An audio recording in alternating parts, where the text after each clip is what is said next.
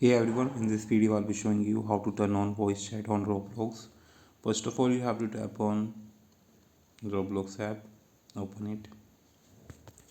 Once you open the Roblox app, just tap on three dot over here and just go to settings.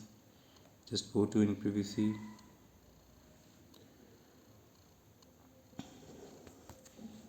You just need to guys scroll down here and you will see here microphone over here.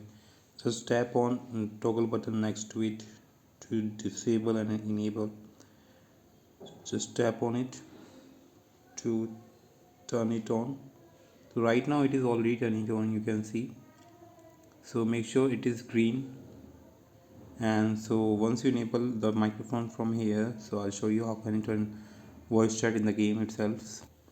Now once you're in the game guys, you can see the mic over Avtar's head. Just tap on this mic over Avtar's head to enable voice chat on Roblox. Once you enable it, now you can use it on in the game. Hope you like it. Thanks for watching. Bye bye, and that's how you can use it.